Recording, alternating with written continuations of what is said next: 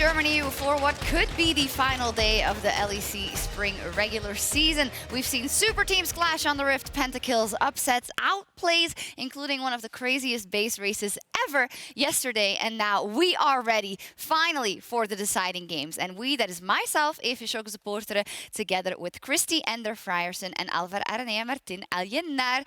Wow, we've had 9 weeks, we have so many games, we had so many upsets and crazy moments, but it really all comes down to this last day. Oh my god, it absolutely does. And if today's games are anything like the games we saw yesterday, we're going to be in for a treat. Yeah, I definitely hope so. We do have some headlines to cover before we get started today. Now, unfortunately for Misfits, after a strong start to the split, they've now fallen rapidly in the standings, and with their loss to Splyce yesterday, it sealed their unfortunate fate. They can no longer make playoffs, and I do want to take a second or a couple of minutes to ruminate about that, because this was the rumored super team. They had all the star power on their team as well as all the staff behind the scenes, and it didn't click. What is your verdict on why it didn't work out, Alvar? I mean, I think they have a lot of veteran players who probably are not on the same page. The thing is, when you have 3 rookies, 4 rookies, and 1 veteran, kind of they play around the veteran, how the veteran sees the game. But when you have 4 veterans, 4 players who's been playing for a long time, they went to Worlds. I believe the 5 of them went to Worlds already. So kind of it's really hard to put them everyone on the same page. Mm-hmm. Yeah, I mean, you have a player like Sjokz, right, who's in the World Finals last year, and now he's not even making it to playoffs here in the LEC. So I think this is a huge disappointment, not just for Misfits fans, but also this organization, because you don't spend the money like you do on those 5 players and get 8th place in the regular season. I think you have to make changes. Oh, you have to make changes. Okay, well, we'll have another opportunity to talk about that a bit later on, but I do want to also talk about the teams still in playoff contention. There's only 1 spot left, and it's up for grabs between SK Gaming and Schalke 04. Of course, yesterday, Fnatic locked their spot in the playoffs. Only 2 spots left. Araneae is an SK Gaming fan. Ender, do you have your money on Schalke? If so, discuss, dismantle. I mean, it's got to be Schalke. Look. I mean, SK are a good team. Schalke have been struggling, but Schalke play Rogue today, and SK play Vitality, so I think that sort of speaks for itself. Yeah, have you seen Vitality versus XL yesterday? I did. And I think that 1 game doesn't make you a bad team. Vitality is still fighting for 2nd place. Every game counts. That game counts. They didn't play that good. They didn't play that good. So I think if they play like yesterday, but I'm not going to defend SK Gaming from yesterday. There is a mix there. There is a mix because both teams, SK and Vitality, they didn't play their best level. Let's see how they show up today. You know, and that is what the beauty is of also this day, the last chance, the last hour. It doesn't matter how you played the entire split. It doesn't matter if you didn't play well yesterday, if you played horrible yesterday. All that matters is the games that you're going to play today and maybe impossible tiebreakers, because you can make up for your entire split if you make it to playoffs. So we'll see for Schalke and SK Gaming. I do want to touch on the top 2 race as well. Currently, Origin, Splyce, Fnatic, Vitality. It's all still possible for that number 2 spot. And remember, 1 and 2 go to Rotterdam, are guaranteed to play on that big stage. So it's very intense. Who's going to make it? Ooh, it's a close call. I think I would put my money on Origin with the quality League of Legends they've been playing, as well as the fact that they come in tied for 2nd at the start of the day. I think they have the best odds of making it into 2nd place. I mean, talking the same you said from SK and Schalke, we have the same point here. Origin is playing versus XL today, and Splyce is playing versus Fnatic. Yeah. That Fnatic is looking like the strongest team at the moment. So there is a chance that Splyce might not win, and Origin versus XL should be an easy roll for them. All right, we will see. Everything still up for grabs today. And as a final news item, of course, G2 is still playing with Promiscu due to the ongoing wrist issues for Mickey X. However, as you can see, there are so many possibilities and possible outcomes today. So we're going to head over to Medic for his playoff checkup to explain it all to us. Thank you very much, Sjokz, and welcome to the most important part of the day. It's Medic's playoff checkup. Even though there is only 1 spot left in the playoff race, there is still a lot to be decided in the LEC. Let's start off with the battle for 6th spot. With their loss yesterday, Misfits are out of contention for 6th place, but they can still play spoiler if they somehow manage to beat G2 and Schalke and SK lose their games. The 3 teams would end up in a 3-way tie for 6th place. Now, when this happens, we look at the head-to-head rankings. Because Schalke 04 have a 2-0 record over Misfits and a 1-1 record against SK, Their wins combined would put them at the top of the head-to-head, and they would be awarded the higher seed in the three-way tie, meaning they would get that 6th spot. However, if both Sjokz and SK lose against Vitality and Rogue, they would end in a two-way tie. Sorry, win against Vitality and Rogue, they would end in a two-way tie for 6th place, regardless of the result between Misfits and G2. As Sjokz and Rogue are 1-1 in their head-to-head, these teams would then play a tiebreaker game to see who would go to playoffs. From the bottom of the table, let's go up to the top and talk about 2nd place. Now, the presiding opinion is that Origen will beat Excel in our 4th game of the day. If that happens, Origen are guaranteed at least a tiebreaker game for 2nd place, as only Splyce could catch them at 12-6. And that means Splyce would need to beat Fnatic in game 5. Now, there is one super spicy scenario left. Assuming Vitality, Origen, and Fnatic all win today, we would get a 3-way tie for 3rd place. Although it doesn't guarantee a spot in Rotterdam, 3rd place is still a pretty big bonus, as it means you get to choose which of the 4th and 5th place teams you play. Now, because Vitality and Fnatic both own the head-to-head versus Splyce, Splyce would go from tied 2nd to 5th position, and Vitality and Fnatic would play for the 3rd place spot in a tiebreaker game. If you, as all Europeans do, love a good tie, your biggest hope is a 3 two-way ties today.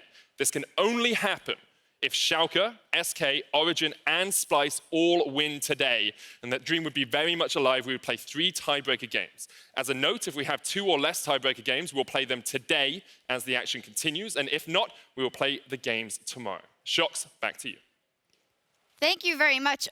If you're anything like me and you listen to that and you don't entirely understand, I'll just watch it back. You can also download your own foldy sheet on eu.lolesports.com/foldy sheet. So it looks like this. It's actually very simple. As teams win throughout the day, one is folded away and the other team gets to stay. For instance, the very first one is G2 up versus Misfits. If Misfits win, G2 gets folded away, and Misfits stays. And you just continue until we have the ending, which will be no tiebreakers, a couple of tiebreakers if we know Europe. A lot of tiebreakers, we'll see. Now, the reason why we're in this situation to start is because yesterday things got absolutely crazy between Fnatic and G2, and Ender is going to break that down for us and remind us of how crazy it actually was. Oh man, it was crazy, Sjokz. Thank you very much. Now, before we preview the games to come, I want to highlight one of the craziest games we've ever seen here in EU. And that, of course, was Fnatic versus G2. Let's figure out exactly how the reigning champs managed to come out on top. Now, it gets pretty crazy here because 35 minutes into the game, there was actually a massive team fight around that Elder Dragon. The G2 slammed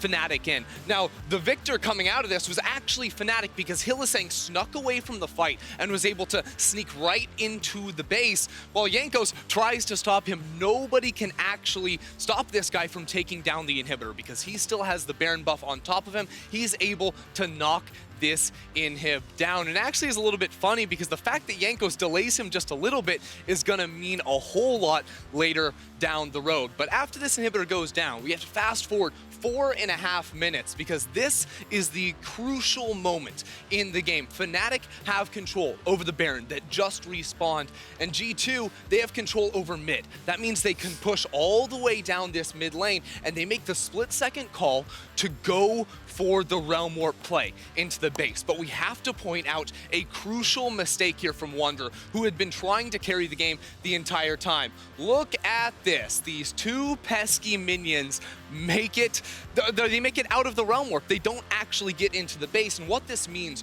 for G2 is that their first 2 auto attacks on the Nexus towers don't actually have the backdoor bonus. They do almost no damage, and it means that there are actually more and more seconds in this game of seconds that make it so that Fnatic on the other side of things can go for a gambit of their own. You can see, well, things didn't work out here for G2 because on the other side of the map, it was Fnatic that made the call to secure the Baron, and then while G2 try to come into the pit and stop the recalls, Fnatic say, wait a second, you have an exposed inhibitor. They make the rush straight towards the Nexus. They're going to be able to take it down because, again, there's no towers to delay them. There's no towers to stop them from knocking down this tower, and would you look at that? As the Nexus falls, this inhibitor is in its respawn animation. There were 4 seconds left when the Nexus went down before that inhibitor respawned, all because Jankos tried to delay Hylissang. It actually gave him those extra 4 seconds that meant that inhibitor did not come back. Now, this was a massive win for Fnatic as it locked their spots in playoffs and put them in contention for second place. It was absolutely crazy, and it's one of those things where we'll see how the dominoes fall, right? Because if they end up securing second place, if they end up in Rotterdam, if they end up versus G2 again, or Dodge, who or other, it's crazy. That game of inches and these small changes can mean so much for the team, and that is the most beautiful League of Legends you can watch when it comes down to those moments. I mean, if we have a game like this on a finals, like 5 games like this, oh, Yeah. yes. I don't know. I don't know if anyone could stand that. Well, I have a treat for you. We have 5 games at least today. So let's take a look at those and hope that they are all that crazy, because when the nerves are at play, when it's the last day, usually people are not as sharp as they should be, but they should be, because this is their last chance. Now, a lot of interesting ones. I know you're very excited for Fnatic versus Splyce. Oh man, Fnatic versus Splyce means so much because we talk about the battle of second place. Right now you have Splyce with a 1-game lead over Fnatic. This match could mean everything when it comes down to which team gets that direct seeding straight into Rotterdam. And also the big question, will Rogue or XL play the spoiler for Schalke or for Origin, yes or no? I think it's hard to say. I mean, XL played good yesterday, but Origin is a big team there. And Rogue and Schalke, I will give my point to Rogue. I think if Rogue played like yesterday, they might beat Schalke. Ooh, okay. We'll see if that pans out. Now, of course, with the battle for second place and the race for playoffs still left to be decided, we're going to take a look at some key players who we think could turn the tide for their team or keep the tide going if they've been playing well. And I think that's definitely the case for the first player we want to highlight. Cold in the jungle for Origin. He looks, I wouldn't say like a different person. He was decent last year, but the way he puts this team on his back and makes the cohesion work is really impressive. It's so good out of Cold. And he honestly looks like he's smurfing here in the LEC, because if there's one thing that Cold brings to a team, it's the knowledge of where the enemy jungler is at all times. If you just watch how he passed in the early game, it's very creative, and he's always ready to show up for a counter gank and to punish whoever he's playing against. I also think it's quite impressive seeing that Cold has been playing for a really long time now. He had that high highs, he went to World with Splyce, then he kind of lost his way, and it's not always easy to keep your motivation in situations like that, but I think he is getting rewarded for the hours he has been putting in over the years, and wonderful to do so, and he will be crucial in that battle for second for OG. Secondly, another jungler who unfortunately isn't having the best time of day. First couple of weeks, Memento, nothing to say about him. Phenomenal. But what has happened to him the last couple of weeks, Sarah? I mean, the first week, as you said, he was really fundamental on the wins of Schalke. He was everywhere. He was the one just pulling the trigger on every single gang. He was the one going bot lane, killing multiple times. I remember that game between Schalke and Reckless. This is just because we like that game so much. We're looking at okay. again. I was expecting Memento to be here, Yeah, but Memento has been one of those guys who is carrying the team a lot of times in the early game, at least on the first part of the split. This second part, I think he's a bit lost. If Schalke tries to get something on playoffs, they need to show up, and this guy is the one who has to show up.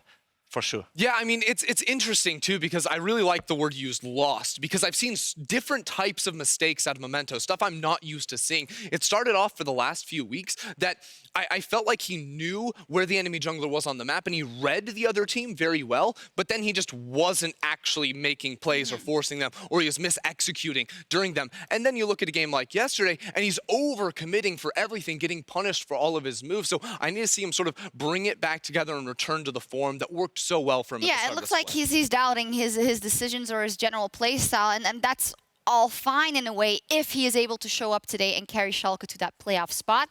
Left to be seen. Another player we need to touch on is Nemesis, of course. The biggest news coming out of off-season, Caps leaving Fnatic, Nemesis coming in. When I think yesterday we started to see the Nemesis that we know from the Superliga, right? The guy who can play this carries and who can play very much in your face, Ara. I mean, I think it was a bit sad to saw the first part of the split where he was just playing, he was always on a counter-pick champion like a Galio, like like Alessandra. He was not really able to carry or to show dominance or to have prior mid lane. Well, right now on the second part of the split, he's playing these champions. He's playing Irelia, he's playing Nico, he's playing some kind of champions that give him priority, and he can do something around the map. Also, to point it out, Broxa start playing around him. Broxa is right now playing like the old Broxa, like 2018 Broxa, playing around mid lane, playing around Caps in the past, and right now around Nemesis in the mid. And what they're doing is just every single time they have prior, they transition this prior to another side lanes, and that's exactly how Fnatic is winning the games. Yeah, I think the biggest thing for me with Nemesis is not actually Broxa working with him, it's him working with Broxa, because it's those rotations to get dives off in the top lane or the bottom lane, which is really where Fnatic are finding these snowball wins in the early game. Yeah, whatever it may be, it's working for Fnatic right now, and it's also working for their opponents later today. Splyce. Splyce is on an absolute tear. I've never been this excited about a Splyce lineup. They started regularly, you know, late game, 1-1s every single week, but now they're absolutely dominating, and for me, they're very deserving of that number 2 spot, and a lot has to do with their franchise player, Kabe. Oh yeah, so much is about Kabe, because for so long, I feel like Kabe has just been a role player for the team. Yeah. He's just done his job. It's been good, but it hasn't been great. But now, within the last few weeks, I feel like we're seeing him on all of these like really strong team fighting AD carries. He's putting out insane damage percent numbers and really stepping up to carry this Splyce squad. Yeah. I mean, if I have to say something about Kobe, is that he's picking every single game a late game carry. He's played 2 times Vayne, he played Tristana, he played Silver, and he doesn't fall behind early game. That's the important part. Yesterday, with Vayne versus Lucian and Fiddlestick, you have to fall behind. If he doesn't fall behind, it's because he's doing something good. Yeah. You stopped so brusquely, but it is true. He knows how to play those champions really well, even in losing matchups, and he waits for his time like a wolf in the shadows. Now, a wolf maybe could also be said for Selfmade, because he had some moments where he straight up carried games for SK Gaming, and we even said, well, SK, it is just Selfmade. Yesterday, he had an off day, and that is why I think I want to highlight him, because if he has a good day, we can expect to win out of SK and possibly a playoff spot for SK Gaming. Yeah, I think a lot of SK is around Selfmade. I think Selfmade is the kind of player who mechanically he's really, really insane. He can play every single jungle on a maximum level, but he signs more with these carry junglers. I remember in the past he was playing really good Ethereal jungle, Talia jungle, Natalie jungle, these kind of carries. Right now, yesterday we saw him playing Skarner versus Thresh. That is one of the hardest counter matchups. Thresh is counter Skarner on every single role, on every single thing he does. So right now I want Selfmade to see today coming up with a carry jungler that he can actually carry SK to playoffs. Yeah, we will see if that happens, but Selfmade and SK, they do face a tough challenge later tonight as they go up against Vitality in our match of the day.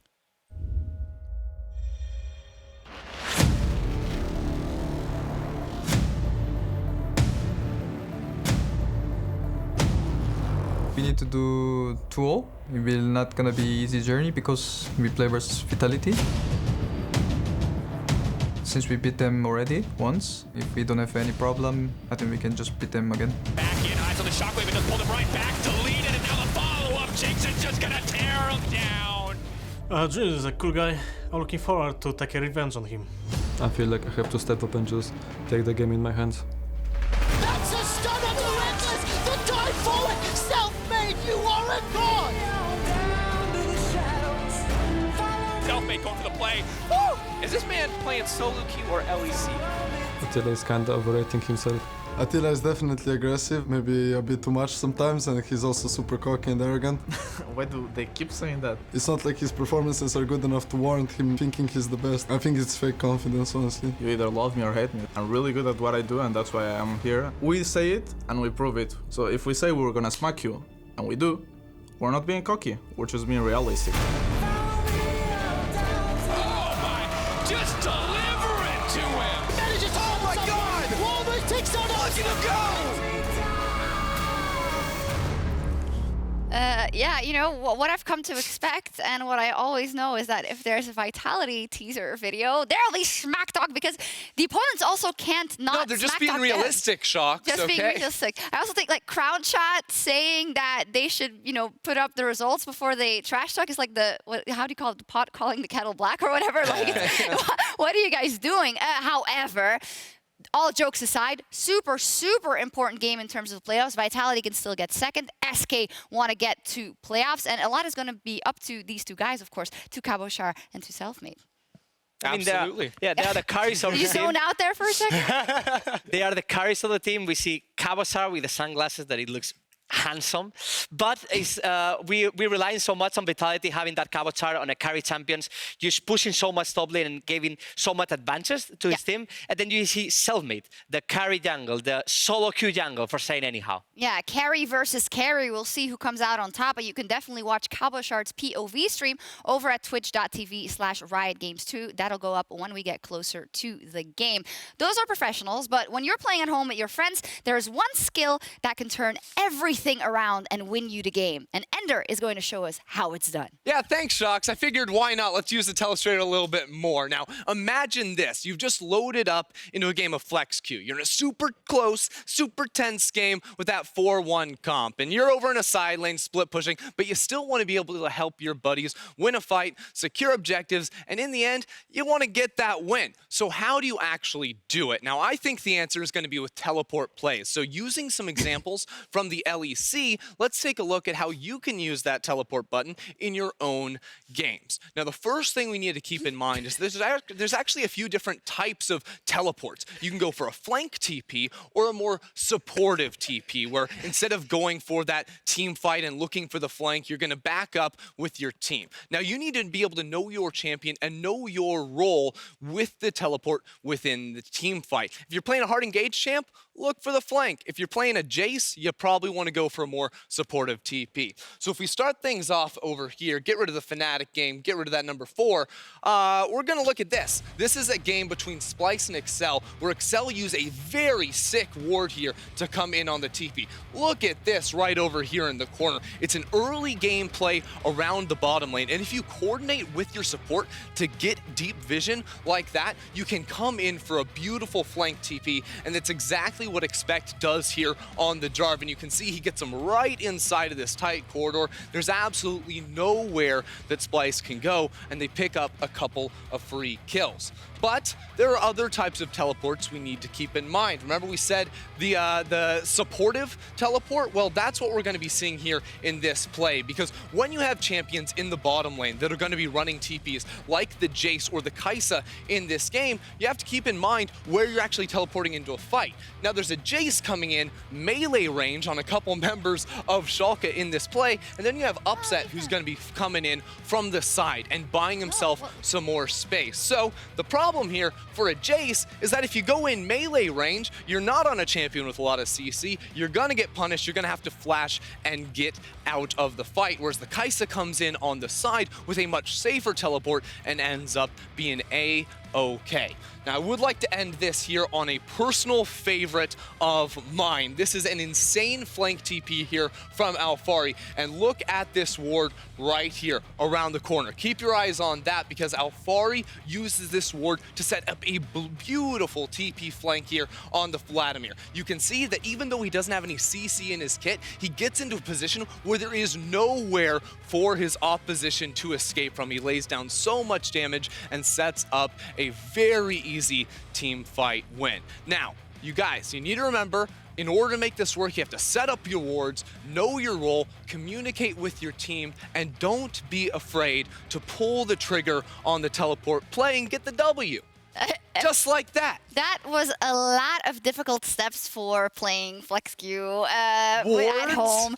Communicate, know your role, get the kills. No, Easy. I think it's impossible. No, I will try and utilize that next time that I load into a game. But now we're going to look ahead towards our first matchup of the day with hopefully also a lot of teleports. G2 versus Misfits. Now, first things first, unfortunately, 2 teams have already locked their spot in the standings respectively.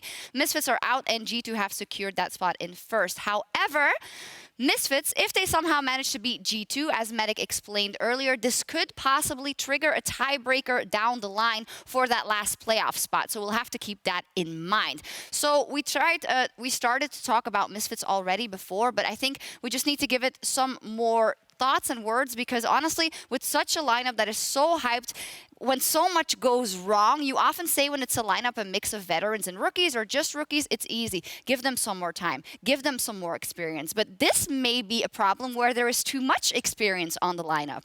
Yeah, I don't think you actually can give this team more time because you have so much talent, and I think you have too many voices, and that's the biggest problem for this team because you put together this roster, they should be in Rotterdam, they should be competing at the very least in playoffs, and because it doesn't work, you gotta make a change. Ara, how does this team bounce back in summer? I think if they need someone to bounce back, I think it has to be Fabiben. Fabiben has to start carrying games. They can't rely only on Hansama carrying, because if you see Misfits, it's only Hansama carrying, no one else. If you see G2, it can be Perks, it can be Wonder, it can be Caps. But from Misfits, only Hansama. They need Fabiben to be back on track. They need to diversify their strategy. Now, they may have a little help today versus G2, because throughout the second round robin, our top team, G2, has been under a terrible, terrible curse, losing whenever Medic cast their games. Now, we've gone through some of the footage, and we traced the start of the curse to one specific interview last summer. Let's check it out. Oh my God! Aw, it still hurts. But right now, standing by backstage to attempt to break the curse, it's Perks. So, Medic, it's been a long time, and I'm really sorry about what happened before. I can't believe this actually happened. I meant to give you a fist bump, and yeah. I'm not going to lie, Perks, it hurt a lot when you didn't give me a fist bump, but I forgive you, and the curse is lifted. Thank you. This is not enough, so come on, guys. Thank you, Caps. Thank you, Promiscu. Thank you, Jankos. Thank you, Wonder. Thank you, Mickey. Oh, I'm so sorry. I'm so sorry. Curse is lifted. Back to you, Sjokz. Poor Mickey's wrist! Okay, well, the curse is lifted. Does that mean G2's gonna win then? Guys, up versus Misfits. Yesterday they lost. I found it really interesting that Mithy said, actually, psychologically, G2 won because they lost that game after 20 minutes. They're playing with a sub, and somehow they fight their way back from a lost game. If they ever face Fnatic again, they know they'll be able to win. What do you guys think? I mean, honestly, I had a lot of questions about G2's ability to team fight in the mid to late game because we honestly just don't get to see them do that a lot. But up against Fnatic, they said, we can still make it happen. We can sort of claw back from a really bad position. And that was a really good thing to see from G2. Yeah, exactly. And now they will have a couple of weeks, even 2 weeks off because they are locked in first place. Araneae, what kind of a G2 do you think we're going to see? Are they going to be as strong as they have been for the majority of the split? I mean, I think today, yesterday was an important match for them because of the pride against Fnatic. Today, I believe both teams, there's nothing on the line for them. So we're going to probably see a really fun matchup, especially from Caps and Fabiben against each other. I agree. But to get back to my point, how do you think G2 is going to play in playoffs? Okay, in playoffs, I thought you said today. No, I'm sorry. No worries, no worries. In playoffs, I think it depends a lot what support is going to play. If it's Promiscu or if it's Mikey X playing there. Let's assume it's Mickey. If it's Mickey there, I think G2 is still one of the favorites for playoffs, probably the favorite, because individual skill, they're really good. But some matchups or some enemies like Origin or Fnatic might beat them on a best of 5, because on the long term, if you actually understand what they play, how they play it, it's easy to counter them. Yeah, that's what I'm actually most concerned about for G2 is that full best of 5 against teams like Origin, Fnatic, like you mentioned, that are so good at prepping against different styles of teams. And I think that G2 might be exposed a little bit if they can't sort of diversify how they want to actually execute within the game. Yeah, I think that's a great point. And we've seen that also with the patch changes and teams coming in that were very prepared and said if you take away X, Y, and Z champion, or the ones they like to play to win lane really hard, it becomes more difficult for them. However, yesterday then we saw that even from behind, they can pull off an incredible team fight. So it's very interesting, but I think we can all agree that the playing field has leveled in comparison to the first 5 weeks where it was all G2 constantly. Yeah. Right now, multiple teams seem to be able to take them on in a best of 5 scenario. Yeah, I mean, looking at the standings right now, it's a battle for second place, but as soon as we get into playoffs, we have 4 teams that could realistically compete for #1 in the season. So it makes it so exciting going into playoffs and seeing who can challenge G2. Super hype. Unfortunately, nothing on the line necessarily for this one, so let's hope Misfits and G2 give us a show. After 85 games packed with action here in the regular season, we are now ready for one final day to decide it all. Let's hit the rift.